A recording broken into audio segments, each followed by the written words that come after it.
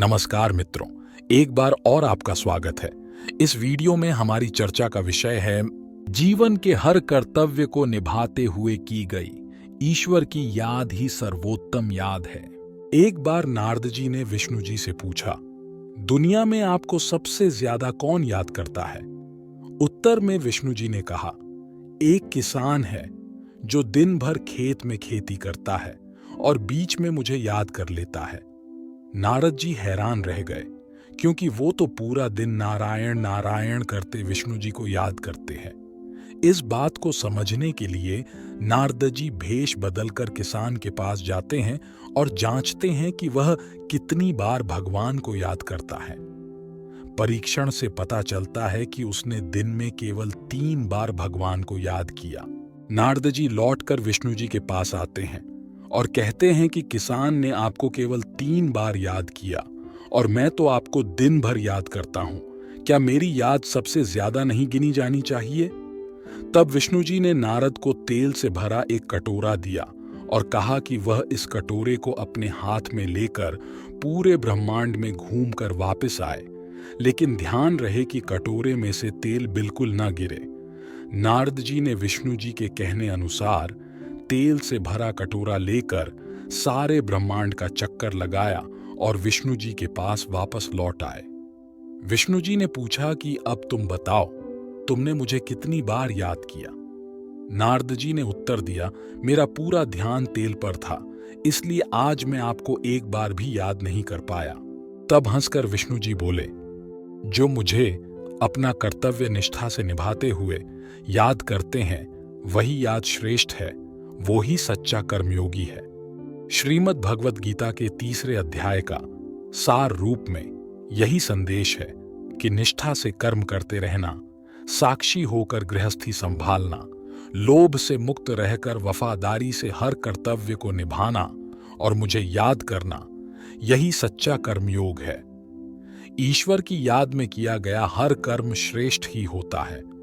इसमें भी मन बुद्धि संस्कार को नियंत्रण में रखते हुए विकारों से विरक्त होकर किया गया प्रत्येक कर्म सुकर्म बन जाता है। इंद्रियों के द्वारा अनेक कर्म करते हुए भी आत्मा और परमात्मा के चिंतन में रहना ही वास्तविक कर्मयोग है। आइए एक और सच्चे कर्मयोगी का दृष्टांत देखते हैं। एक जगह एक साधु और एक कसाई आमने सामने रहते थे। वे दोनों दिन भर अपना अपना काम करते थे, लेकिन कसाई हमेशा सोचता था कि तपस्वी साधु कितना भाग्यशाली है कि लगातार भगवान को याद करता है। कसाई हमेशा साधु के लिए अच्छे विचार रखता था।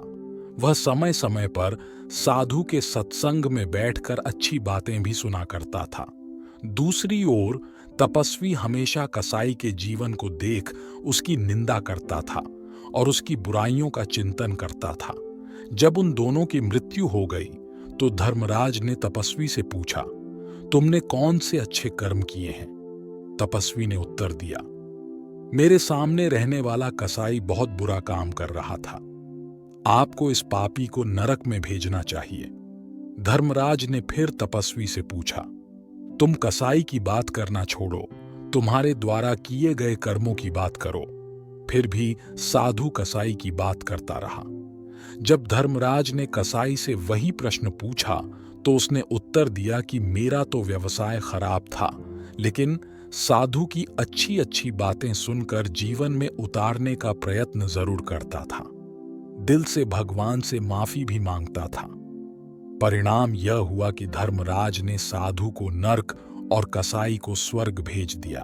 उपरोक्त कहानी का सार इतना ही है कि आप क्या कर्म करते हैं वो इतना महत्वपूर्ण नहीं है जितना आप वह कर्म कैसे करते हो, किस भाव से करते हो, वह महत्वपूर्ण है। कुछ लोग भगवान की पूजा करने या भगवान को पाने के लिए अपनी नौकरी, व्यवसाय या घर को छोड़ देते हैं। कुछ जंगल या गुफाओं में चले जाते हैं। अगर हम वानप्रस्थ हैं और यह सब कर रहे हैं तो इस तरह का त्याग भगवान के करीब आने में मदद कर सकता है। लेकिन इस प्रकार का त्याग ईश्वर प्राप्ति के लिए अनिवार्य नहीं है। जो गृहस्थ में है और गृहस्थ की देखभाल करने के लिए निष्ठापूर्वक अपने कर्तव्यों का पालन करता है, उसी का जीवन सफल और सार्थक है।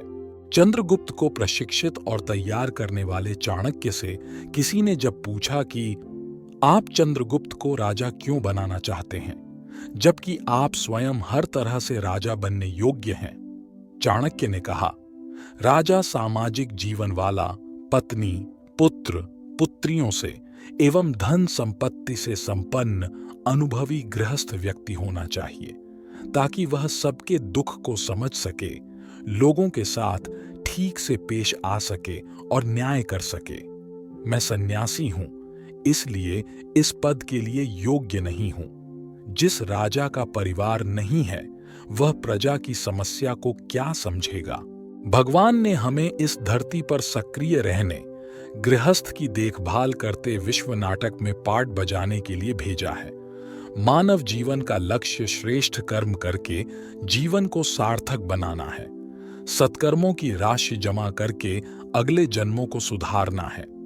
विश्व में धर्मात्मा, पवित्र आत्मा, महात्मा, ऋषियों की महिमा जरूर गाई जाती है, लेकिन राम सीता, कृष्ण राधा, लक्ष्मी नारायण, शंकर पार्वती जैसे गृहस्थी देवी देवता समान नहीं। हम उसे भगवान के रूप में पूजते हैं। महत्वपूर्ण बात यह है कि वे सभी गृहस्थी थे, प्रवृत्तिशील थे, गुणों, शक्तियां और संपदा से समृद्ध थे। वास्तविक आवश्यकता इस बात की है कि हम आध्यात्मिक ज्ञान की समझ के द्वारा विकर्मों से दूर रहें और हमेशा सत्कर्म करते रहें। कर्म करते समय यदि ईश्वर का स्मरण करने की आदत हो जाए तो हमारे सभी कर्म अच्छे बन जाते हैं, क्योंकि भगवान की याद में उनकी श्रीमत स्वतः समाई हुई है। ईश्वर द्वारा दिए गए आध्यात्मिक ज्ञान की समझ हो, मन बुद्धि में उसकी याद हो, उनके हाथ और साथ का अनुभव हो, तो हमारी हर प्रवृत्ति, हमारा हर कर्म अच्छा ही होगा और वह कर्म ईश्वरीय सेवा में बदल जाएगा। साथ साथ वह कर्म अगले श्रेष्ठ जन्मों के लिए श्रेष्ठ संचित कर्म बन जाएगा। संक्षेप में हमें यह समझना चाहिए कि कर्म का त्याग किए बिना या कर्म संन्यास किए बिना विकारों से दूर रहकर कर्म फल पर के अधिकार का त्याग कर भगवान की याद में किया गया प्रत्येक कार्य श्रेष्ठ कर्म है। दूसरे शब्दों में, भगवान का स्मरण करते करते किया गया हर कर्म सबसे अच्छा फल देने वाला होता है। ब्रह्मा कुमारी ईश्वरीय विश्वविद्यालय में आध्यात्मिक ज्ञान पर आधारित जो राजयोग सिखाया जाता है, वह उत्तम फल देने वाला सच्चा कर्म योग है। आप भी राजयोग सीखें और जीवन को सफल और श्रेष्ठ बनाएं। ओम शांति।